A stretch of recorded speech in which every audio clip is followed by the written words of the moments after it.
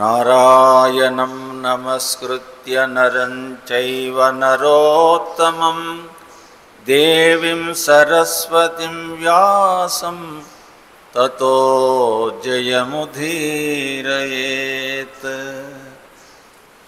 నారాయణం పద్మభువం వశిష్ఠం శక్తిం చ తత్పుత్ర పరాశరం చ వ్యాసం సుకం గౌడపదం మహాంతం గోవింద యోగీంద్రమదాస్య శిష్యం శ్రీశంకరాచార్యమదాస్య పద్మపాదం చ అస్తామలకం చ శిష్యం త్రంత్రోటకం వార్తిక కారణమస్మద్గురు సంతతమానతోస్మి. శంకరం శంకరాచార్య కేశవం బాదరాయణం సూత్రభాష్యకృతం వందే భగవత్ పునః పునః.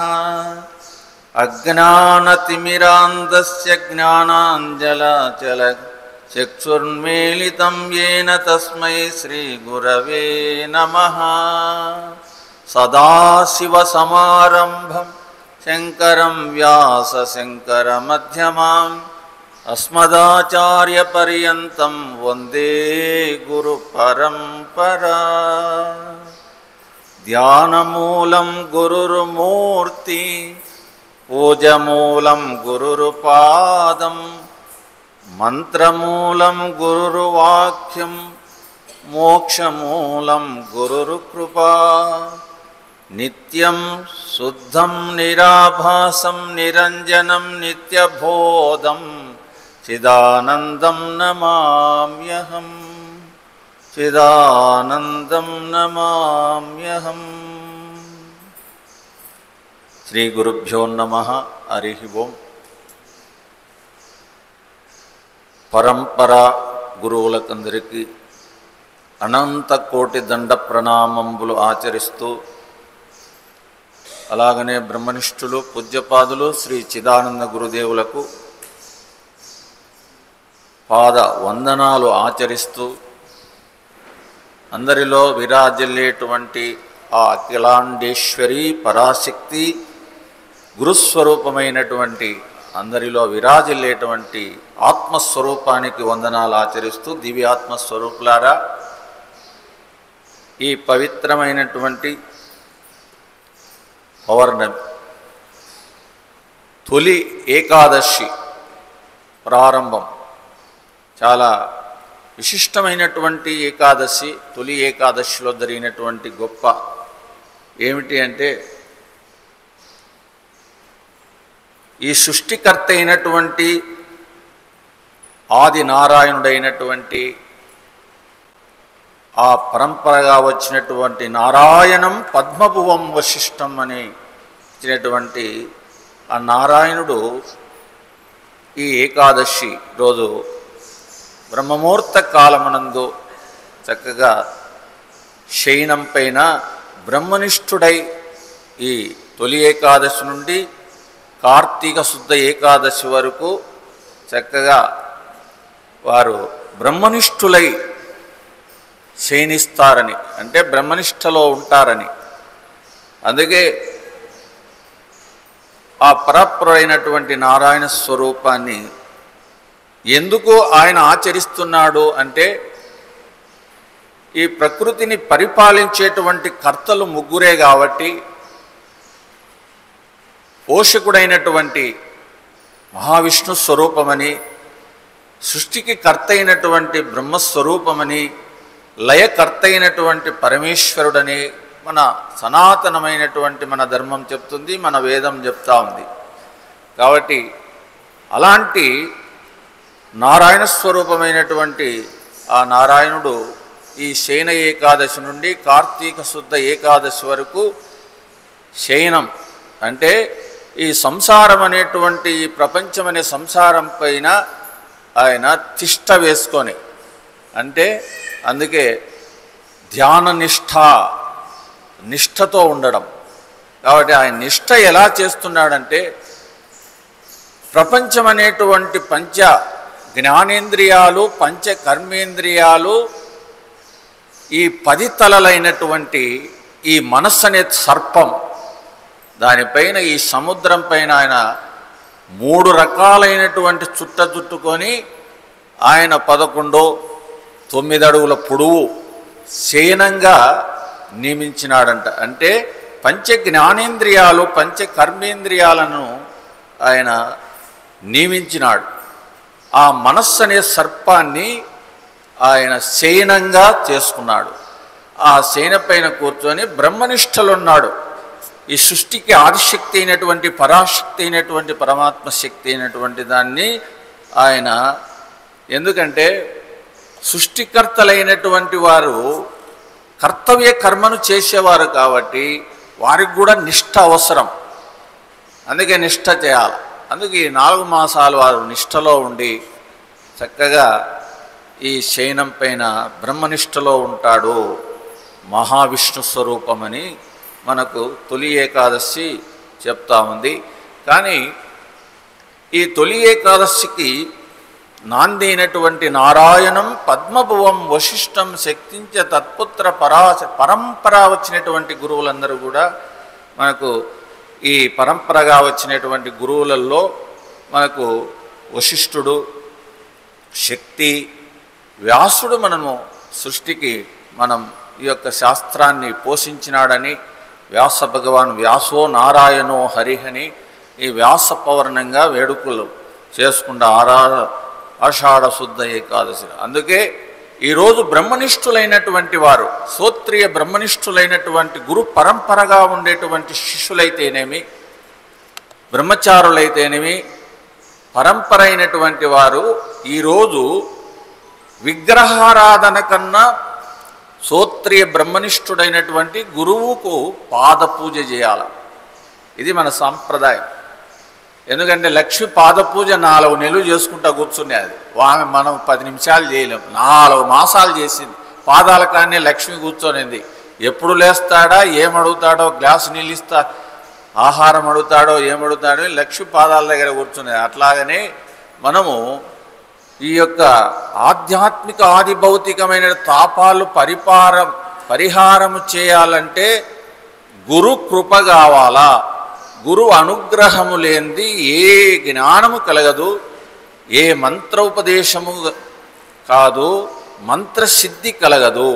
కాబట్టి ఎవరైతే బ్రహ్మముహూర్త కాలంలో ఈరోజు గురు పూజ, గురు పరంపరగా వచ్చినటువంటి మంత్రోపదేశం తీసుకునేటువంటి వారు, గురువుల పరంపరలో ఉండేటువంటి వారికి ఈరోజు బ్రహ్మముహూర్త కాలంలో మారవద్దో, మాట్లాడద్దో,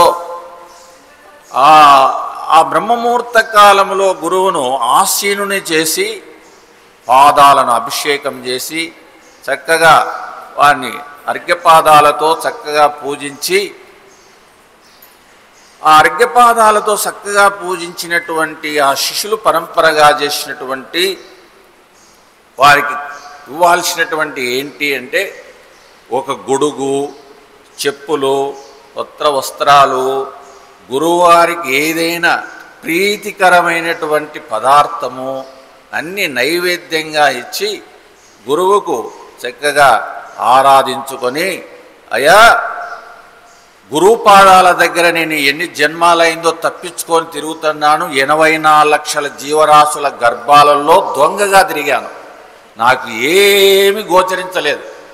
కానీ ప్రకృతి ఏంది, నేను పుట్టడం ఏంది, ఇదంతా ఎందుకు చేశాను ఏమో నాకేమీ తెలియదు. కానీ ఇప్పుడు నీ పాదాలు పట్టుకుంటున్నా, ఆత్మే సత్యం, జగత్తు లేదు, నీవే ఈ సర్వస్వము అనేటువంటి పాదాలను సాష్టాంగ ఎవరు శిష్యులు పాదాలకు నమస్కరించి తత్వబోధ వినిపించమని, తత్వసారాన్ని చెప్పమని, జీవుడంటే ఎవడు, దేవుడంటే ఎవడు, ఆత్మ అంటే ఏమిటి, దేవుడంటే ఎవరు, ఈ ప్రపంచమేంది, ఇదంతా ఏంటి నాకు అగోచరంగా ఉంది, నేను ఈ చీకటిలో అనేక జన్మాల్లో కొట్టుమిట్టాడాను, పరమాత్మ గురుదేవా నన్ను కాపాడని చెప్పేసి ఆ పాద పూజ చేసిన తర్వాత ప్రశ్నించాల. గురువును ప్రశ్నించి పరిప్రశ్నేన సేవయ అని మనకు భగవద్గీత చెప్తాది. అలాగనే ఈ పరిప్రశ్నేన సేవయ అనేటువంటి దాంట్లో చేసేటువంటి ఈ సార్థకమైనటువంటి పరంపరగా వచ్చినటువంటి గురువులందరూ కూడా ఈరోజు ఏ శిష్యుడైతే గురుమంత్రాన్ని చక్కగా అనుష్ఠానం చేసి గురువు విశ్వాసంతో బ్రతికి గురువు లక్ష్యం మీద ఒకే జీవనం చేసి ఇలాంటి వారు ఉంటే వెనక మన ఆది గురువులైనటువంటి వారందరూ కూడా ఆశీర్వదిస్తారని, ఆ పరంపరలో వచ్చినటువంటి ఆ బ్రహ్మ విద్య జ్ఞానం అంతా మనకు సంప్రాప్తమవుతుందని ఈరోజు గురు పూజ చేయమని చెప్పి మనకు గురుగీత చెప్తా ఉంది. అలాగే భగవద్గీతలో మనకు చెప్పినటువంటి పరమాత్మ స్వరూపమైనటువంటి ఏం చెప్పాడు 2వ అధ్యాయంలో అంటే, గురూన్ హత్వా హి మహానుభావాన్ శ్రేయో భోక్తు భవిక్ష మహీపలోకే అత్వార్థ గురూనిహైవ గుంజీవ భోగాన్ రుదిత ప్రదిగ్ధాన్. అంటే 2వ అధ్యాయంలోకి వచ్చినాక జ్ఞానం గురించి ఆలోచన వచ్చిందంట కృష్ణ పరమాత్మ దగ్గర. నేను భావాభావ అనే భావం పోయి గురుభావం కలిగిందంట అర్జునుడికి. ఈ 2వ అధ్యాయంలో మనకు 4వ శ్లోకం చెప్తాది. అలాగా ఈ గురూనహత్వాహి మహానుభావ అని ప్రశ్నిస్తాడు. ఆ ప్రశ్నతో కానీ జవాబు 2వ అధ్యాయంలో అంతా భౌతికము పారమార్థికం, అంతరంగ సాధన బహిరంగ సాధన జీవిత లక్ష్యం అన్ని వరుసగా పూసలు కూర్చినట్టు కృష్ణ పరమాత్మ భగవద్గీతలో తెలిపాడు. ఆ విషయాన్ని మనము చక్కగా తెలుసుకోవాలి. అయితే ఈ భగవద్గీతలో చెప్పినటువంటి ఈ గురువుకి ఇంత ప్రాధాన్యత ఎందుకు ఇచ్చింది శాస్త్రం అంటే, శాస్త్రంలో ఉండేటువంటిది ఏంటంటే అనుష్ఠానముతో శాస్త్రాన్ని అధ్యయనం చేసినటువంటి శ్రోత్రియుడుగా ఉండాలా, బ్రహ్మనిష్ఠుడుగా ఉండాలి. శ్రోత్రియుడు అంటే చక్కగా శ్రవణం చేసి ఉండాల, అంటే గ్రహణ శక్తి పెరిగి ఉండాల. వేదములో ఉండే ఉపనిషత్తులు ఉండే రహస్యాన్నంతా చక్కగా అధ్యయనం చేయాల. ఎవరి దగ్గర? బ్రహ్మనిష్ఠుడైనటువంటి గురువు దగ్గర. అందుకే శాస్త్రం తెలిసి ఉండాలా, అనుష్ఠానం ఉండాలి. అందుకే శ్రోత్రియుడు బ్రహ్మనిష్ఠుడు అని పేరు పెట్టింది గురుగీత. అలాగా ఈ యొక్క పరంపరలా ఉండేటువంటి మన గురువు యొక్క విశిష్టత చెప్పినటువంటి వ్యాస భగవానుడు చెప్పినటువంటి ఆ గురు పరంపరగా ఉండేటువంటిది ఏంటంటే, గురువు పుట్టినటువంటి శంకరుడిది అందరి చరిత్రలన్నీ కూడా త్రిపుటితో పుట్టినటువంటి ప్రతి ప్రాణికి ఏదో ఒక ప్రాణం, అంటే ఏదో ఒక రహస్యం, ఏదో ఒక నెపం, ఏదో ఒక కారణం, ఏదో ఒకటి ఉంటుంది. కాబట్టి అంత బ్రహ్మనిష్ఠుడైనటువంటి వ్యాస భగవానుడు మత్స్యకన్యకు పుట్టాడేంది, ఆ పడవలో పోతుంటే పుట్టినాడేంది, ఇది ఏంటి వ్యవస్థ ఏంది అంటే, మనము పుట్టుకనిగినా గుర్తించి పుట్టుకనుగినా తెలుసుకున్నట్లయితే మనకు గురువు మీద భావం కలగదు, గురుభక్తి కలగదు. కానీ గురువు చేసినట్లులే, గురువు చెప్పినట్లు చేయాలి. అప్పుడే దానికి ఉండేటువంటి పరంపరలో ఉండేటువంటి గురువు విద్య మనకు పట్టుబడుతుంది. అందుకే ఈ యొక్క ప్రపంచాన్నంతా కూడా ఏం చెప్పారు గురువులంటే, త్రిపుటి ద్వంద్వం అంటారు. అంటే రెండే, జగత్తు పరమాత్మ, నిరాకారం సాకారం, ఇయే ముడి పడుతూ వచ్చినాయి. అందుకే దీనికి భగవద్గీతలో కానీ గురుగీతలో కానీ చెప్పినటువంటి రహస్యం ఏంటంటే, గు శబ్ద అంధకారస్య రు శబ్ద తన్నిరోధక అంధకార నిరోధత్వాత్తు గురురిత్య విధీయతే. అంటే గు అంటే గుణాన్ని హరించేవాడని గురువు, అంటే దుర్గుణాలైనటువంటి మనలో ఉండేటువంటి రాజస తామస సాత్విక అనేటువంటి గుణాలలో ప్రవృత్తినంతా కూడా గురువు దగ్గర చేరితే అది పరిమార్చుతాడని, అందుకే అంధకారాన్ని పోగొడతాడని. అందుకే గురువును పట్టుకునేవానికి మళ్ళీ జన్మ దొరకదు, అంటే జన్మ రాదు, మళ్ళీ పునర్జన్మ కలగదు. ఎందుకంటే గురువే సర్వస్వం అనేటువంటి పాదాలను శరణాగతి పొందినాడు. కాబట్టి 14 లోకాలు 14 జన్మలు జరిగినటువంటి ఇదంతా పాపమంతా పరిహారం చేసేదానికి ఒక గురువు దగ్గర శక్తి ఉంటుంది, అపారమైనటువంటి శక్తి ఉంటుంది. అందుకే గు అనేటువంటి రు అంటే అగ్ని, అగ్నితత్వాన్ని, అగ్నితత్వం అంటే జ్ఞానస్వరూపాన్ని ఈ గులో కలిపేసి మొత్తం స్వామీజీ స్వాహా చేస్తాడంట. గురువు అన్నీ తీసేసుకుంటాడు లోపలికి.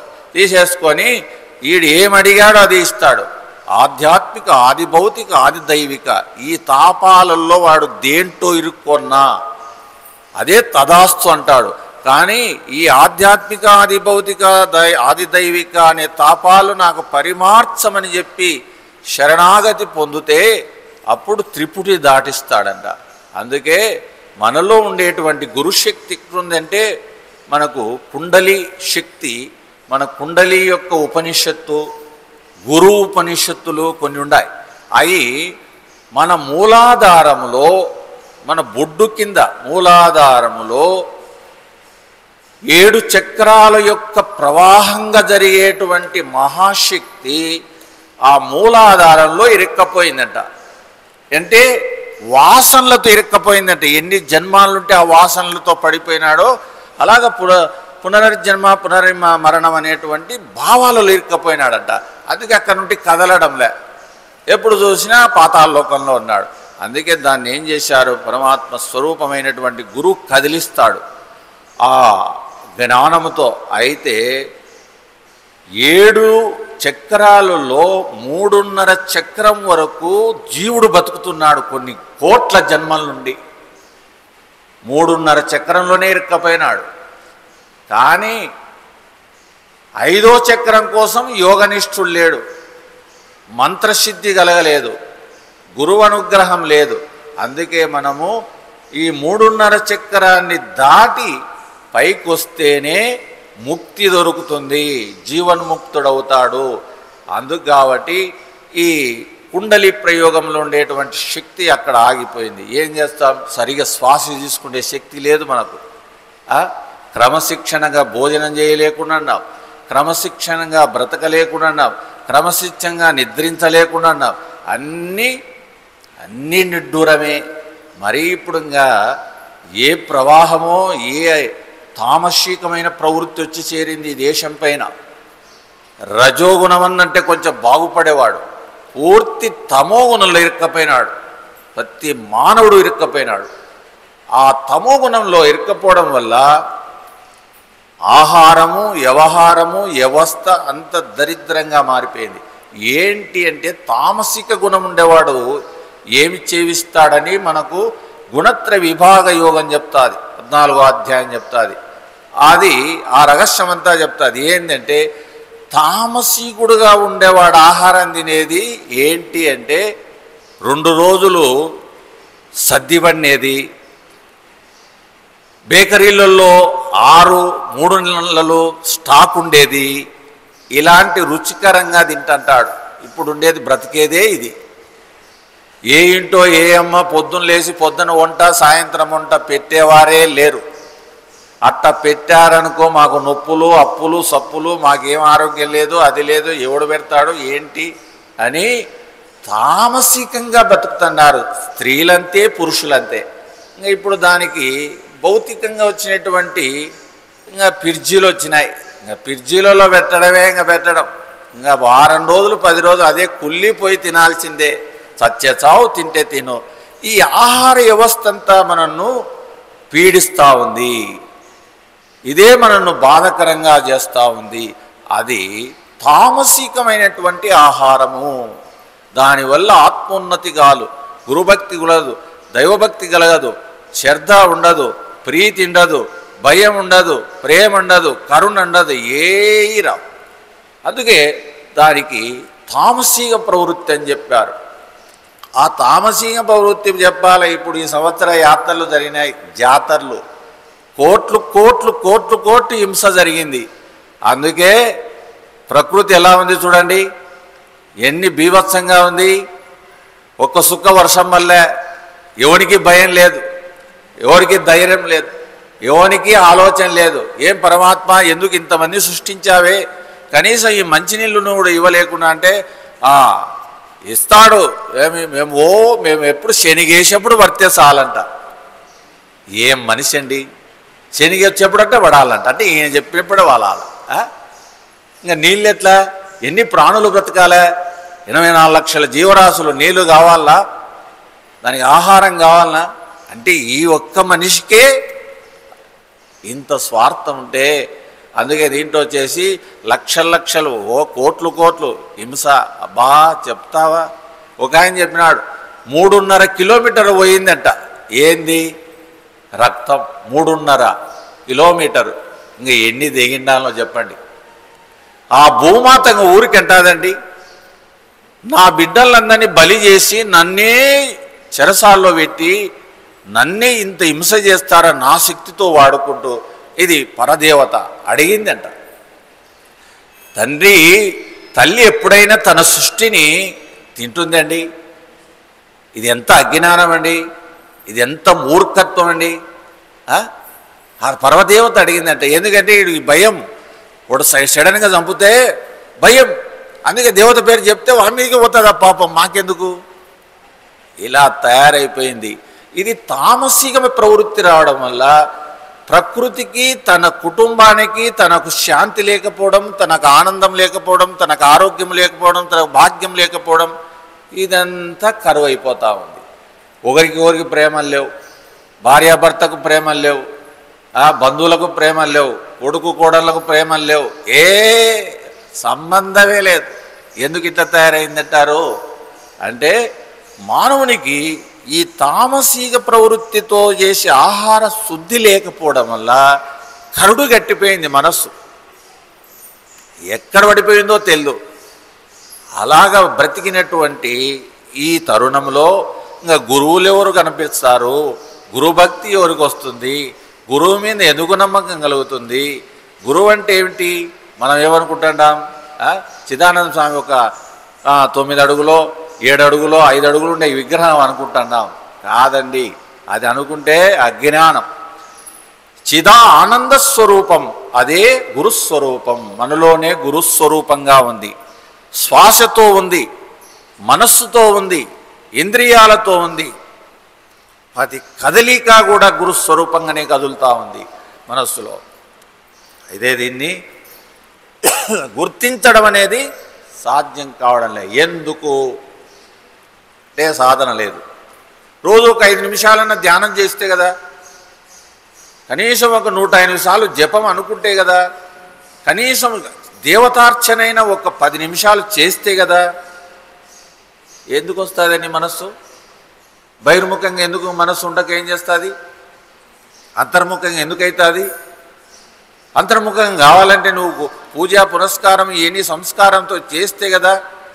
5 గంటలకు లేయాలా, కాలకృత్యాలు తీర్చుకోవాలా, ఇల్లు వాకిని శుభ్రం చేసుకోవాలా, ఒక దీపం పెట్టుకోవాలా, ఒక కృష్ణ పరమాత్మను అమ్మవారును ఎవరినో ఒకరిని పెట్టుకొని ఇంట్లో సగుణ స్వరూపంగా ఉండేటువంటి ఈ ప్రకృతి అంతా అమ్మ ఈ రూపంతో కూడా నీవే ఉన్నావు కదా, నువ్వు ఎందుకు కాపాడావు?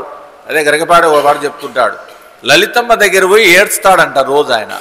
అమ్మా నన్ను ఎందుకు ఇంకా బ్రతికించావే, నన్ను నీ పురాణం చెప్పుకుంటా బ్రతకడమేనా అంటే, అలాగా రోజు కన్నీరు పెట్టుకొని ఆయన ప్రార్థన చేస్తాడంట లలితా సహస్రనామాన్ని. అంటే అంత భక్తి కలగాల. అది చూస్తే చాలు. నేను గ్రామాలకు వెళ్తుంటాను, అక్కడక్కడ ఇప్పుడైతే టౌన్లలోకి వెళ్తుంటాక, టౌన్లలో పోతే ఏ ఇంట్లో కానీ ఆ శమ్య ఉంటుంది, ఆ దీపారజ శమ్య, ఇంట్లో పని మంచి ఉంటుంది, ఆ పూలు అన్నే, ఆ దీపం నల్లగా అన్నే. ఎంత గలీజ్గా ఉంటుందంటే, ఎంత గలీజ్గా ఉంటుందంటే, అంత గలీజ్గా ఉండేటప్పుడు పరమాత్మ ఎందుకు వస్తాడండి అంటే శ్రద్ధ లేదండి, భక్తి లేదని విశ్వాసం.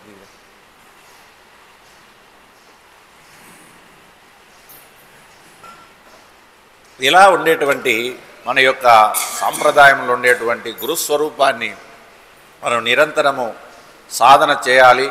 ఎందుకంటే దీనికి ఒక కథ చెప్తారు పెద్దవాళ్ళు. అంటే పురాణంలో నారదుడు అనేక కోట్ల నారాయణ మంత్రం చేశా అంట.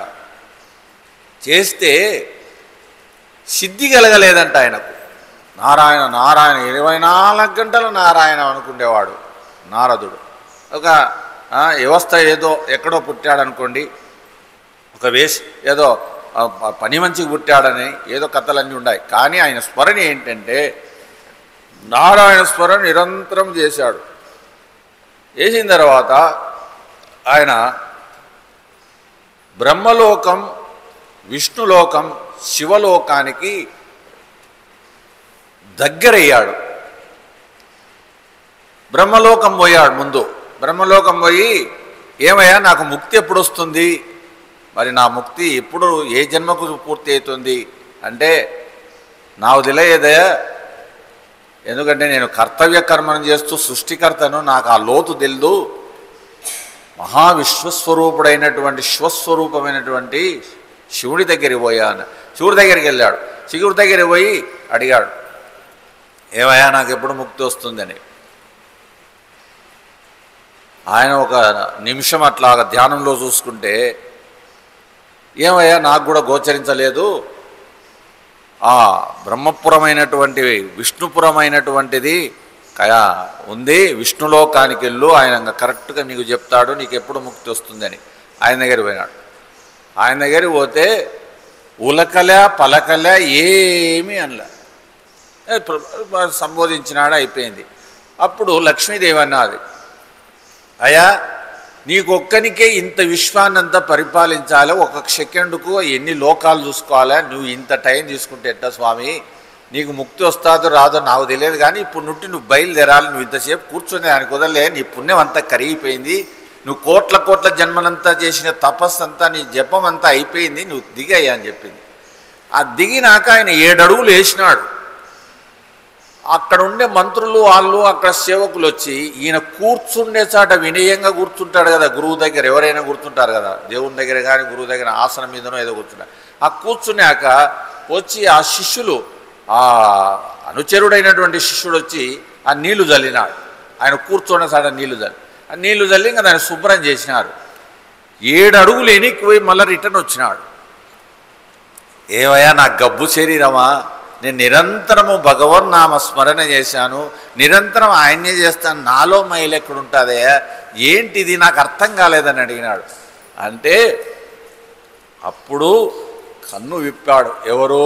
మహావిష్ణువు. అయ్యా గురు పరంపరగా నీవు మంత్రోపదేశము జరగలేదయ్యా, నువ్వు ఊరికే మంత్రం అన్నా కానీ నీకు మంత్రసిద్ధి కలగలేదయ్యా, నీకు ముక్తికి దారి లేదయ్యా, నువ్వు ఉపదేశం పొందాల్సిందే, అప్పుడే నీవు జీవన్ముక్తి స్థితికి పోతావయ్యా అని చెప్పాడు. అలాగా అంతఃస్మరణ చేస్తేనే నారదునికే ఉపదేశం లేకుంటే పరిస్థితి ఎలా అయిపోయినప్పుడు మనాంటి పరిస్థితి ఎలా ఉంటుందో ఒకసారి ఊహించితే ఎట్టుంటుందో చూడండి. అలాగా అప్పుడు ఆతృత పుట్టి శ్రద్ధ భక్తి విశ్వాసం కలిగి సనత్సుజాతుని దగ్గరికి పోయి బ్రహ్మోపదేశం తీసుకొని సనత్సుజాతం అనేటువంటి గ్రంథాన్ని చక్కగా అధ్యయనం చేసి పునీతుడైనాడు నారదుడు. అలాంటి పరంపరలు ఉండేటువంటి శిష్యులు అందుకే చెప్పేవారు, గురువునొక్కపారి ఎన్నుకున్నా మళ్ళీ గురువును మార్చినా సాక్షాత్ ఇప్పుడు ఇంకో వేరే గురువు వచ్చి నిన్ను ఇప్పుడేయా నిన్ను బ్రహ్మలోకానికి ముక్తికి పంపుతానన్నా, అయ్యా నేను నమ్ముకునే గురువు ముక్తిని పంపంది నువ్వు, మీ గురువు పంపుతాడా, నాకు అవసరం లేకపోయా, నా గురువు ఉన్నాడు, ముక్తిని పంపించే టైం ఉంది, పంపిస్తాడనే దృఢంగా చెప్పాలా. ఎప్పుడు మంత్రోపదేశం తీసుకున్న తర్వాత ఆయన ఏ అవతారంగా ఉండని, ఎట్లా గలీజుగా ఉండని, ఏమైనా కానీ ఆ వాక్కుతో, ఆ పవిత్రమైన వాక్కుతో ఆ మంత్రాన్ని చెప్పినటువంటి దాన్ని చక్కగా గురుభక్తితో ఎవరైతే 12 సంవత్సరాలు గురుమంత్రాన్ని నిరంతరం సాధన చేస్తే తప్పకుండా బ్రహ్మ సాక్షాత్కారం కలుగుతుంది అని కైవల్యోపనిషత్తు కొన్ని ఉపనిషత్తులు చెప్తాయి. అలాంటి దృఢం కావాలి. అందుకే గురు నోట్ల వన్నెవాడు పులి నోట్ల వన్నెవాడు తిరిగి రాడని. అంటే పులి నోట్ల మరితే దేహం చచ్చిపోతుంది, కానీ గురు నోట్ల వన్నామంటే ముక్తి వస్తుంది. అందుకు ముక్తి స్వరూపం కావాలంటే గురువునే ఆశ్రయించాలి. ఈ బ్రహ్మాండం 7 14 లోకాలు తిరిగినటువంటి ఎవరైనా కూడా గురువు యొక్క ఆజ్ఞ లేనిది ఏ కించిత్తు కూడా అడుగు వేయలేడు, ఎటువంటి స్థాయి కలగదు. అందుకే దానికి గురుభక్తి స్వామీజీ పైన ఎంతో. స్వామికి గురువులు 3 ఉన్నారు స్వామీజీకి. ఆ గురువులు చూస్తే ఒక అన్నపూర్ణమ్మ అనేది. మాకు అప్పుడు 16-18 ఏళ్ళ వయస్సు. ఆమె వస్తే అక్కడ పాదాలు కడిగి సాష్టాంగ నమస్కారం చేసి అడుగులో అడుగు వేస్తే స్త్రీ అనుకోలేన సాక్షాత్తు నాకు గురువు అని మెడకు తగిలించుకొని చక్కగా తీసి ఆసనం పైన కూర్చోబెట్టి పాదాలు గడిగి చేతులు గడిగి వస్త్రం ఇచ్చి భోజనం కలిపి ప్రసాదం పెట్టాడు. ఇంత గురుభక్తిని చాటుకున్నాడు స్వామి. ఆమె అన్నపూర్ణని బ్రాహ్మణులు చక్కగా తర్కోపదేశం చేసింది. తత్వోపదేశం అంటారు. బ్రహ్మోపదేశములో తత్వమహావాక్య తత్వాన్ని చక్కగా ఆమె ఏ జన్మతో సాధన చేసిందో కానీ అంత అద్భుతమైనటువంటి వేదాంతము ఆమెలో నిష్ఠ. 12 గంటలకు లేస్తే తెల్లారుజామున మేము మంచం వేసేవాళ్ళం. ఆ మంచం వేస్తే ఆ మంచం పనుకుంటుంది, లేస్తుంది. అంత వయసులో ఆమె చక్కగా బ్రహ్మనిష్టలో కూర్చుంటుంది. ఆ బ్రహ్మముహూర్త కాలం ఆమెకు 76 ఏళ్ళు వయస్సు. కూర్చుంటుంది. అప్పుడు పోయి చూస్తే కూర్చుంటుంది, కానీ ఎప్పుడు పండుకొనేట్టు అంటుంది. ఆ బ్రహ్మముహూర్త కాలం ఆమె బ్రహ్మనిష్టలో ఉంటా ఉంది. అంటే అంత గురుభక్తిని చాటుకున్నాడు. స్వామీజీకి వైరాగ్య గురువు ఒకరు, మహోపదేశం గురువు ఒకరు, ఇలాగా 3 గురువులను ఆయన సంపాదించుకొని పునీతుడై బ్రహ్మనిష్ఠుడైనాడు. అలాగనే మనమందరం కూడా గురు పరంపరగా ఉండేటువంటి వారికి ఎవరికైనా మంత్రోపదేశం జరిగినట్లయితే గురువును, ఎందుకంటే గురువు దగ్గర ఉండాలంటే, గురుస్థానంలో ఉండాలంటే కొన్ని జన్మల పుణ్యం ఉండాలి, కొన్ని కోట్ల జన్మల పుణ్యం ఉండాలా. మరి ఇంకోటి ఏంటంటే గురుస్థానంలో ఉండి గురుభక్తి కలగాలన్నా కొన్ని కోట్ల జన్మలు ఉండాలి. ఆ మరలి గురువు మీద చెప్పిన మంత్రం మీద నీకు నిష్ఠ కలగాలన్నా, నమ్మకం కలగాలన్నా కొన్ని కోట్ల జన్మలు ఉండాలి. ఇలాగ జరిగితే కానీ విశ్వాసము సాధ్యమైనటువంటిది కాదు. అయితే అలాగ ఎవరైతే జ్ఞానాగ్ని దగ్ధ కర్మాని తవాహం పండితం బుధః, అగ్నిలాగా పడతాడు గురువు. ఎన్ని జన్మాల నుండి చేసినటువంటి పాప సంస్కారాలన్నీ పటాపంచలము గురు సెగలో మొత్తం దగ్ధమైపోతాయి. అందుకే గురుభక్తిని పెంచుకోవాలి. సనాతనమైనటువంటి గురుభక్తి లేకనే ఇప్పుడు చూడండి, మాతృదేవోభవ పితృదేవోభవ అని మన వేదం చెప్పింది, సనాతన ధర్మం చెప్పి. ఎన్ని దేశాలలో ఎతికినా కూడా ఈ పదాలు లేవు. ఎన్ని దేశాలున్నాయో మాతృదేవోభవ పితృదేవోభవ అని ఒక్క మన భారతదేశంలోనే ఈ శబ్దం వినపడతా ఉంది. అలాగా మాతృసేవ చేయాల, తండ్రి సేవ తల్లి సేవ చేయాల. వాళ్ళే పార్వతీపురమైన ధర్మవ్యాధుడు ఉన్నాడు, తల్లి తండ్రుల సేవ చేసి బ్రహ్మజ్ఞానులను పండబెట్టాడు. ఆయన కాళ్ళ మీద వచ్చి పడిపోయినాడు ధర్మవ్యాధుడు. మనకు భారతంలో ఉంది కథ. అలాగనే అంత ధర్మాన్ని చేసినటువంటి వాళ్ళందరూ కూడా మనకు మీరా, సక్కు, జ్ఞానదేవు, తుకారాం ఇలాంటి వాళ్ళందరూ కూడా పరంపరగా వచ్చినటువంటి శిష్యులైతేనే గురువులైతే పరంపరగా చేసినటువంటి యొక్క శక్తిని సంపాదించినారు. అలాగ మనమందరం కూడా ఆ గురుపరంగా తీసుకోండి. ఏంటంటే దయచేసి 55 ఏళ్ళు దాటితే మాంసం బంద్ చేయండి, పుణ్యం ఉంటుంది. ఈ జన్మలో అది ఒక్కటన్నా సాధన చేయండి. మాంసం తినకుండా బంద్ కాండి. ఎటువంటి జాతరలకు పోయినా ఎక్కడ పోయినా ఏమి లేకపోయినా ఈ జన్మలో ఆ ఒక్క సాధన చేయండి. ఈ మాంసం తినకుండా జీవించండి. ఆ దేహం ఎప్పుడైనా రాలిపోతుంది, ఇది ఎప్పుడైనా పోయేదే. మరి దీనికి వల్ల ఎందుకు ఈ ఏడుపు మనకు అంటే ఇది వాత్సల్యం. మనకు ఈ వాసన పెరిగిపోయింది. ఇప్పుడంతా చూడండి, ఏ ఇంట్లో చూసినా కోడిగుడ్లు, ఏ ఇంట్లో చూసినా మాంసం. నేను ఇప్పుడు ఒక మంత్రం చేస్తాడా, ఆదివారము శుక్రవారము మంగళవారము ఈ 3 రోజులు మీరు మాంసం తినకుండా నా దగ్గరికి వస్తే నేను ఏదైనా మీకు దక్కాలి. మీ కష్టాలకు మీకు రహస్యాలు, ఉపాసనలు, మంత్రం రహస్యం, ఉపాసన, క్రియ, రెమిడీ ఇలాంటివన్నీ చెప్తాను. మీరు అలాగ చేసుకుంటా రండి. అని సంవత్సరానికి కనీసం అంటే ఒక 300 మంది మారుతున్నారు. ఈ 3 రోజులే తినకుండా, ఈ 3 రోజులు తినకుండా ఒక ఆమె ఒక 3 నెలలు ఉన్నది. 3 నెలలు ఉన్నాక తర్వాత ఆమెకు కనిపించిందంట, ఏది తింటుందో అదే కనిపించిందంట. అది తిన్నట్లు, అది బాధపడినట్టు, ఏడ్చినట్టు అనిపించిందంట. నేను ఎన్ని రోజులుంటే తిన్నా స్వామి, ఇప్పుడు నాకు కరుణ కలిగింది, దానిపైన నేను పూర్తి వదిలేసిన. ఇంకా మా ఇంట్లో మా భర్తను, మా పిల్లలను శుక్రవారము, ఆదివారము, మంగళవారము నిషేధము, ఇంట్లోకే రాకుండా కాపాడుతాను అని కొంతమంది అమ్మగారు వచ్చిన వాళ్ళందరూ చెప్తూ ఉన్నారు. అట్లా కనీసం అలాగ చేయండి. ఎందుకు అలా చేయాలంటే చూడండి, మనం దారిలో పోతుంటాం, మురికి కాలువ కనిపిస్తానే ఏమనిపిస్తుంది మనకు? తొందరగా దాటాలనిపిస్తుందే, ఏది పాడుకంపు వస్తుంది ఈడంట. అదే సువాసన మంచి పూల మొక్కలు అవి జరిగేటప్పుడు వస్తున్నాం అనుకో, నిలబడి చూస్తారు, ఇంకా ఎంత బాగుందో అని. మా ఆశ్రమంలో పూలు ఉంటాయి, వాసన చూస్తుంటారు, ముక్కుల కాడ పెట్టుకుంటుంటారు. అదే కానీ చెడు వాసన దానికి అది నిలబడతారా? అలాగనే పరమాత్మ వాసన రూపంలో ఉన్నాడు. ఇది మనకు తన్మాత్రల్లో శబ్దస్పర్శ రూప రసగంధాలలో తన్మాత్ర రూపంలో, స్పర్శ రూపంలో మాత్ర అంటే మనలో గంధం ఉంది. ఇది గంధం.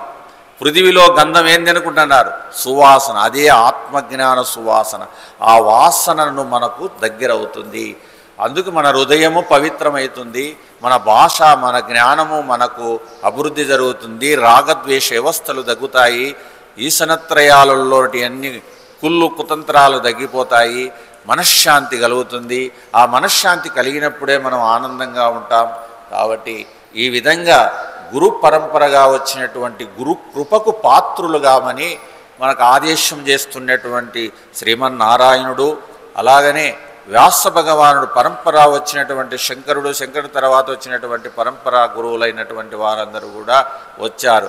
కానీ షిరిడీ సాయిబాబా అనుకుంటున్నారు, ఏదో ఆయన గురు అవతారం అనుకునే, ఆయనకి ఏ గురు పరంపరగా ఏమి ఎక్కడ ఆధారాలు లేవని మన శాస్త్రంలో మన మహాపండితులందరూ మన వాళ్ళు వాదన చేశారు. కానీ ఎక్కడే కానీ ఏమీ ఆయన చెప్పుకోలేదు, ఆయన స్థితి తెలియదు, ఏం లేదు. కానీ భారతదేశంలో ఆంధ్రప్రదేశ్లో ఇప్పుడు నంబర్ 1 గురువు అంటే ఆయనే. వేల మంది లక్షలు ఖర్చు పెడుతున్నారు. మళ్ళా చేర్చాడ 90 కోరికలు ఉంటాయి. ఒక్క నమస్కారం చేసినా అది కొబ్బరికాయ పెట్టింటుంది, ఒక పూలమాల వేసింటుంది, 90 చెప్పొచ్చది ఆడ. మాకు ఒక ఆమె ఏంది చెప్పకూడదు పేరు, ఇప్పటికి ఆమె 8 ఏళ్ళు అయింది గురువుకు సేవ చేస్తుంది. ఎవరికి? సాయిబాబా భక్తురాలు సేవ చేస్తుంది. ఏమ్మా ఎలా ఉండవంటే, ఏం చెప్తావు, ఈ పాడుగురు నమ్ముకొని నేను చెడిపోయిన స్వామి, నా కొంపంతా మట్టిపాలైపోయింది, నా కొడుకు ఉద్యోగం లేదు, నా కొడుకును పోగొట్టుకున్నా, ఇన్ని వాదన చేస్తుంది. మరి ఏం చేసినట్టు? సాయిబాబా పట్టుకొని ఇదేనా? ఇదే భక్తి అంటే?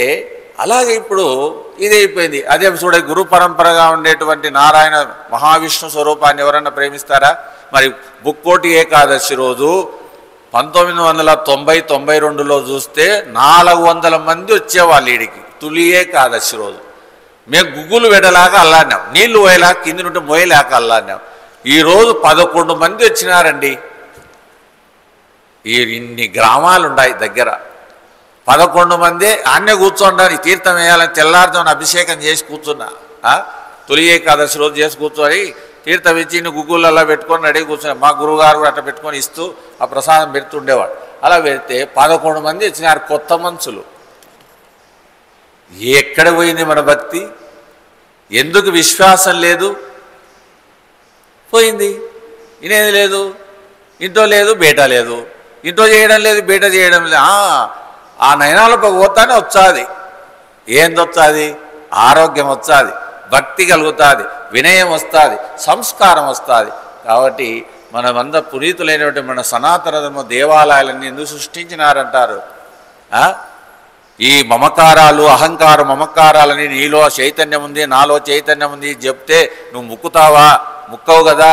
కాబట్టి అక్కడ విగ్రహం పెట్టి అది చేస్తే నువ్వు పడి ముక్కుతావు. అందుకే కాబట్టి మన శాస్త్రం చెప్పింది, సగుణమైనటువంటి ఆరాధనలో నిరాకార స్వరూపమైనటువంటి బయలు నీ మనస్సులోనే కలుగుతుంది. ముందు నువ్వు చేయి, సగుణారాధన చేయి. అందుకే నేను ఒక ఆయన దగ్గర చూశాను, మొన్న హైదరాబాద్లో పోయినాను, మా గురుగారు ఆరాధనప్పుడు పోతే ఇల్లు ఒక దేవాలయంలా కట్టాడు. ఆయన శంకర సిద్ధాంతంలో ఉన్నాడు. వినయంగా వచ్చినాడు. యతీశ్వరులు చూసి ఆయనకు కొద్ది రోగం అంటే ఎక్కువ ఇష్టం అంట. పోయి చూడండి ఆ గురుభక్తి ఎంత భక్తి అంటే 2 పాదరక్షలు ఉన్నాయి. ఆ పాదరక్షలు పెట్టుకున్నాడు. ఏ ఆకారం లేదు, దేవాలయంలాగా దీంట్లో. అక్కడ అఖండలము 24 నడుస్తుంటుంది అని వాళ్ళ భార్య చెప్పింది. ఆ పాదాలు నమ్ముకొని ఉన్నాడండి ఆయన. నా గురువు నన్ను రక్షిస్తాడని నేను నిరంతరం సాధన చేస్తున్నా, ఆ గురు రూపంలో మీరు వచ్చారని నేను నమస్కారం చేస్తున్నానని చెప్పి ఆయన ఇంట్లోకి తీసుకుపోయి కూర్చోబెట్టి ఏదో చేశాడు. మా పరమేశ్వరుడు చూశాడు, ఏం స్వామి ఇంత భక్తి మనకెప్పుడు కలుగుతుంది, ఎన్ని జన్మాలకు వస్తుంది మనకు, ఇది ఏంటి భక్తి అంటున్నాడు నాయమ్మడొచ్చి. అంటే గురుభక్తి జన్మజన్మాలుంటే అట్లా చేయాలి, అది గురుభక్తి కలుగుతుంది. కాబట్టి అందుకే చూడండి మన సనాతనమైనటువంటి గురుచరిత్ర, కృతయుగ ధర్మంలో ఉండేటువంటి గురుచరిత్రను త్రిపుర రహస్యాన్ని చెప్పిన సాక్షాత్ అమ్మవారితో మాట్లాడిన గురువు దత్తాత్రేయులు. ఆయన చరిత్ర అద్భుతమైన చరిత్ర. ఉపవాసముతో ఒంటి ఏకభుక్తముతో భూమిపైన శయనించి చక్కగా గురు చరిత్ర చదువును నీకు ఏ కోరికనే నెరవేరుతుంది. మండలం చేయాలి, 20-41 రోజులైనా చేస్తే భూమి శయనం వినాలి, ఏకభుక్తం తినాలి, ఎవరితో మాట్లాడకూడదు, ఏం చేయకూడదు, పని చేసుకోవాలి. కానీ పారాయణ చేయాలి, తప్పకుండా వస్తుంది. ఎందుకంటే చూడండి దాంట్లో ఉంది చాలా గొప్ప. ఒక చాకలవాడు దారిలో పోతుంటే వానికి గురుభక్తి కలిగి ఆయనను ముట్టుకుంటే నేను ఏమైపోతానో, నేను ముట్టు గుడ్డలు ఉట్టుకేవాడిని కదా, గురువుని జరిగితే నేను భస్మమైతానేమో అని వెనక నిలవన్నాడు. అయ్యా నిన్ను ముట్టుకుండే శక్తి నాకు ఈ జన్మలో లేదు, మరి నాకు ఎట్లా ముక్తి కలగాల, నాకు ఏదైనా మంచి మాట చెప్పన్నాడు. ఆ దారిలో పోతుంటే అలా కనిపించింది ఒక మొద్దు. ఆ మొద్దు కనిపించి ఈ మొద్దుకు నీళ్లు పోస్తాడు, ఎప్పుడైతే దానికి సిగురొచ్చి పూలు కాస్తాయో కాయలు కాస్తాయో అప్పుడు నీకు గురువు అనుగ్రహం కలుగుతుంది అని చెప్పాడు. ఇంకా వాడు ఆ రోజు మొదలుకొని పోయేంత వరకు చేసినాడు, ఆ చెట్టుకు పోసినాడు నీళ్ళు. ఇంత విశ్వాసం ఉండాలి గురువు పైన, అంత విశ్వాసం. అలాంటి ఎన్నో కథలు దాంట్లో ఉన్నాయి. ఎంతో భక్తి కలుగుతుంది, ఎంతో విశ్వాసం కలుగుతుంది. కాబట్టి అది ఆ గురువు యొక్క స్మరణ చేసుకుంటే, ఆ గురు పరంపరగా చేసుకునేప్పుడు మన గురుభక్తి కలిగినాక గురువుని ఎన్నుకుంటాం. అక్కడ వాళ్ళందరూ చేసినటువంటి వాళ్ళు గురువును పట్టుకొని ఈ స్థాయికి వెళ్ళినారు కదా అనేటువంటి ధైర్యం వస్తుంది, విశ్వాసం కలుగుతుంది. కాబట్టి అలాంటి గురువులనందరినీ కూడా మనము సేవించాలా. పరంపర గురువులైనటువంటి వారందరూ కూడా మనకు మరుగైపోయినారు, వారిని అందరినీ కూడా మనం స్మరించాలంటే చక్కగా గురుగీత చదవండి. గురుభక్తి ఉండేవాడు, గురుమంత్రోపదేశం తీసుకున్నవాడు వచనములో గురుగీతను రోజు 4-5 పేజీలు చదవండి. గురుభక్తి ఏమిటి అనేటువంటి అనేకమైనటువంటి కథల ద్వారా మనకు నిదర్శనము కనిపిస్తుంది. కాబట్టి ఇలాంటి యొక్క గురు పరంపరగా ఉన్నటువంటి గురు కృపకు పాత్రులు కావాలంటే గురుభక్తిని పెంచుకోండి. గురుభక్తి ఎప్పుడైతే పెరుగుతుందో అప్పుడే మనకు నిజమైనటువంటి శాంతి, ఆనందము, ఆరోగ్యము, భాగ్యము అన్నీ కలుగుతాయని మనకు యొక్క ఆషాఢ శుద్ధ ఏకాదశి చక్కగా ఈ గురు యొక్క ఆషాఢ గురు పౌర్ణమిని, ఇది గురు పరంపర వ్యాస పౌర్ణమి అంటారు. ఈ వ్యాస పౌర్ణమి రోజు గురువుగారు ఒక మాట చెప్పేవారు, పగలంతా సూర్యుడు కనిపించకూడదు, రాత్రంతా చంద్రుడు కనిపించకూడదు, అప్పుడు ఈ దేశము సుభిక్షంగా ఉంటుందని చెప్పేవాడు స్వామి. ఇది ఎప్పుడు సాధన చేశాడో అంటే అది గురుగీతలో ఎక్కడో ఉంది అది ఆ రహస్యం. కానీ స్వామి ప్రతి గురు పౌర్ణానికి ఖచ్చితంగా చెప్పేవాడు. స్వామి రాత్రి ఎన్నెలు కనిపిస్తే బాధపడేవాడు, నా దేశం ఇంత సుభిక్షం లేకుండా, పాడి పంటలు లేకుండా ఆరోగ్య భాగ్యంగా నా దేశం దెబ్బతింటుందా, ఇంత బాధపడుతుందా అని చెప్పేవాడు స్వామి. అంతగా బాధపడేవాడు, చూసేవాడు. ఎన్నెలు కనిపిస్తుందేమో చూసేవాడు స్వామి. అప్పుడప్పుడు ఎన్నెలు చూసేవాడు. ఈరోజు చూడండి 3 ముబ్బులు ఉన్నాయి. ఈరోజు చూడు పొద్దున తెల్లారుజాము నుండి సూర్యుడు బగ్గ బగ్గ బగ్గ బగ్గ వచ్చన్నాడు. ఎట్టొచ్చన్నాడు? ఈరోజు నీడ గడిపిస్తుంది. మన పరిస్థితి ఏంది? మన దేశ వ్యవస్థ ఏంది? అంటే ఎంత కలుష్యమైంది, ఎంత భక్తిహీనమైపోయినాడు మానవుడు, ఎంత దుర్మార్గమైన ఆలోచనలతో ఉన్నాడు జీవుడు. ఇదే కనిపిస్తూ ఉంది. కాబట్టి ఇది ఈ యొక్క నిదర్శనం చెప్పేవాడు స్వామి.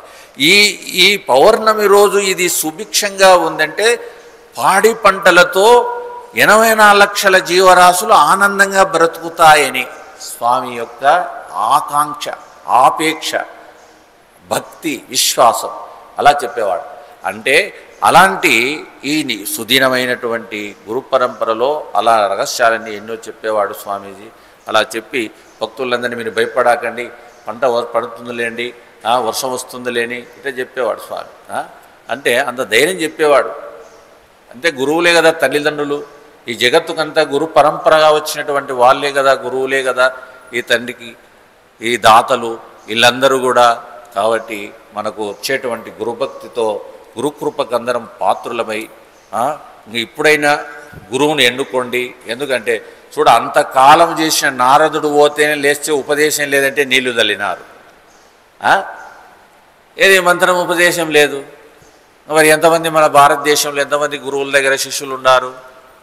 ఊరికి శిష్యుడని బోట్లు వేసుకున్నారు. గురువు దగ్గర పోయి కనీసం ఒక 6 నెలల్లో 60 రోజుల్లో ఆ గురువు దగ్గర పడింది, ఆడ కసూజిమ్ముతావో, నీళ్లు పోస్తావో, గురు సేవ చేస్తావో, పూజ చేస్తావో, ఆయన పైన దృష్టి పెడతావో. మొన్న ఒక ఆయన వచ్చినాడు కడప నుండి. నేను సాయంత్రం 4 గంటలు అక్కడ ధ్యానానికని కూర్చుంటాను, 6 గంటల వరకు. ఏదో భక్తులు వచ్చే మాట్లాడతా, లేకుంటే నేను మనసులో ధ్యానం చేసుకుంటా కూర్చుంటా. వచ్చాడు, సరాసరిగా వచ్చి సాష్టాంగ పదంగా నమస్కారం చేసినాడు. కన్నీళ్ళు వదులుతున్నాడు. ఈయనకి ఎన్ని దుఃఖాలు ఉన్నాయో ఏమమ్మా, ఎన్ని బాధలు ఉన్నాయనుకున్నా. అని గురువు 15 నిమిషాలు ధ్యానం చేసినాడు. గురువుని చూసుకొని వచ్చినాడు. బయటకు వచ్చి నాకు నమస్కారం చేశాడు. స్వామి, మీ గురువు ఎంత తపస్సు చేసినాడు స్వామి, నాకు ఆ అనుభూతి అట్నే కరిగిపోయినాను. నేను 5 నిమిషాలు ధ్యానంలో కూర్చుంటే. అంటే నాయన నువ్వు ఎప్పటి నుండి సాధన చేస్తున్నావు అంటే 13 సంవత్సరాల నుండి చేస్తున్నా అంట. ఇప్పుడు 42 సంవత్సరాలే. ఆ అబ్బాయి వచ్చేసి ఇంజనీరు. సాధన ఎట్లా కలిగిందంటే ఆ గురుభక్తి, ఆయనకు ఉపదేశం జరిగినట్లుంది, ఆ గురుమంత్రాన్ని బాగా స్మరించినట్లున్నాడు. కానీ ఆ గురువు అట్లా గురువు యొక్క విశ్వాసం కలిగినటువంటి గారికి జన్మ నుండి వాసన ఉంటేనే కానీ గురువు దగ్గర పోయి ఉపదేశం పొందాలని కానీ గురువును ఆశ్రయించాలని కానీ ఇది రాదు, చాలా కష్టము. అందుకే ఎప్పటికైనా గురుభక్తి అనేది పెంచుకుంటే మన భారతదేశంలో అందరూ కూడా సుభిక్షంగా ఉండాలంటే గురుభక్తి కలగాలి.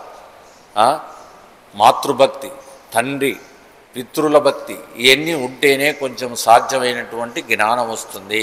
లేకపోతే ఏంది, పశువులాగా పట్టినాం, పశువులాగా తిన్నాం, పశువులాగా చచ్చిపోతున్నాం. ఏం ప్రయోజనం? ఏం ప్రయోజనం లేదు. అందుకు కాబట్టి ఏ జన్మ వచ్చిందంటే మంచి సేవన్న చేయాలి, సమాజ సేవన్న చేయాలి, భగవత్ సేవన్న చేయాలి, మంత్ర సేవన్న చేయాలి, ధ్యానమన్నా చేయాలి, అధ్యయనం అన్నా చేయాలి, సూత్రాలన్నా చేయాలి. ఏదో ఒక జన్మ వచ్చింది మనకు, వచ్చిన దాన్ని ఏదో ఒక స్మరణ చేయాలి. ఇలా చేసినప్పుడే మనకు ఈ జన్మ వచ్చినందుకు సార్థకత. చూడండి, 9వ మాసంలో మోసింది ఆ తల్లి. ఏ స్వార్థంతో మోసిందంటారు? ఏంటికి మోసింది? ఎందుకు మోసింది? ఏంటి ప్రారంధం? ఆమె ప్రారంధం అది. నేను గనాలని ఉంది ప్రారంధంలో. నువ్వు దుర్మార్గుడవైతావో సన్మార్గుడవైతే ఏం ఆమెకు సంబంధం లేదు, సృష్టి ధర్మం అది చేసింది. కానీ ఆ కృతజ్ఞత అనేటువంటి భావనాన్ని పెంచుకుంటే మన భారతదేశం సుభిక్షంగా ఉంటుంది. ఆయువు ఆరోగ్యాల ఐశ్వర్యాలతో ఉండాలి. ఎందుకంటే ప్రపంచంలో చేయాల్సినటువంటిది 2 గుర్తు పెట్టుకోవాలని చెప్పింది శాస్త్రం. ఏం చెప్పిందంటే దానమన్నా చేయాలా, దయతోనన్నా ఉండాలా, జపమన్నా చేయాలి. ఈ 3 ఉండాల. దానము చేయాల, దయతో ఉండాల, ధ్యానము చేయాలి. జపం కానీ ధ్యానం చేయాలి. ఇలా చేస్తే మానవ జన్మ కర్తవ్యము మనకు పునీతమవుతుందని మనకు పెద్దలలో నియమించినారు. వాళ్ళు పరంపరగా ఆచరించి చూపారు. అందుకే కాబట్టి చూడు, కృష్ణ పరమాత్మ చెప్పండి, కృష్ణ పరమాత్మ ఎన్ని కష్టాలు, పుట్టడమే శ్రేషాల్లో. ఏ ఒక్క రోజైనా ఆయన శాంతిగా ఆనందంగా ఉన్నాడండి? మరి చిరునవ్వుతో ఆ కష్టాలన్నీ ఎదుర్కొన్నాడు. ఆయనే పెద్ద పాఠం మనకు. ప్రపంచంలో సంసారం చేసేటప్పుడు ఆయన చరిత్రను విన ఒకసారి మనం చూస్తూ ఉంటే ఏ ధైర్యంతో చేశాడు ఆయన. ఎందుకు ఆయనకు దుఃఖం లేదు? 24 గంటలు చిరునవ్వుతో ఉన్నాడే, ఎప్పుడు ఆనందంగా ఉన్నాడే. ఎందుకు వచ్చింది ఆ యోగం? అందుకే యోగీశ్వరుడు అయినాడు. ఆయన ఆదర్శానికి వచ్చినాడు, ప్రపంచానికి చెప్పాల్సిన విషయాల కోసం వచ్చినాడు. కాబట్టి ఇటు అవతార పురుషులు అందరూ వస్తుంటారు, భారతదేశంలో పుడుతుంటారు, దేశంలో పుడుతుంటారు, వస్తుంటారు. కాబట్టి ఆ కృతజ్ఞత భావంతో మనం ఈ వ్యాస పౌర్ణమిను జయప్రదం చేసుకొని గురువు అనుగ్రహాన్ని పాత్రులమై ఆనందంగా చక్కగా ఈరోజు ఏ కొంపలారిపో ఏం భోజనం పెడతారు, మౌనంగా గురు మందిరం ఉంది. ఒక గంట సేపు, ఒక 10 నిమిషాలు 20 మౌనం పాటించండి, చక్కగా ధ్యానం చేయండి. ఈరోజంతా బాగా ధ్యానం చేస్తే మీకు అనంతమైనటువంటి గురుపరంలో ఉండేటువంటి శక్తి వస్తుంది. అది గురుస్థానంలో చేస్తే ఎక్కువ పవర్ వస్తుంది. కానీ గృహస్థుల ఇళ్ళల్లో చేస్తే రాదు. ఎందుకు రాదంటే ఆడ శక్తి లేదు కాబట్టి, ఆడ వాళ్ళు చేసిన అనుష్ఠానము శక్తి లేదు కాబట్టి. గురువుగారు అనుష్ఠానం చేశారు కాబట్టి ఈ ఉపాధి ఇక్కడ లైవ్ అయింది కాబట్టి ఆయన సన్నిధిలో చేస్తే మనకు శక్తి వస్తుంది, భక్తి కుదురుతుంది, మనశ్శాంతి కలుగుతుంది, మనస్సు నిర్మలమైపోతుంది. అందుకే మహనీయుల దగ్గరికి పోయి దర్శనం చేసుకోమని మన చక్రవర్తులు పోయేవాళ్ళు, మన రాజ్య పరిపాలన చేసేవాళ్ళు చక్రవర్తులు పోయారని మన భారతంలో ఉండాలి. గాంధీపుడు, చివి చక్రవర్తి, మాందాత ఇలాంటి చక్రవర్తు సచ్చక్రవర్తులే గురువుల దగ్గర పోయి ఆశీర్వాదం చేసుకున్నారు, ఆశీర్వదించేవాళ్ళు, పోయి దర్శనం చేసుకొని వచ్చేవాళ్ళు.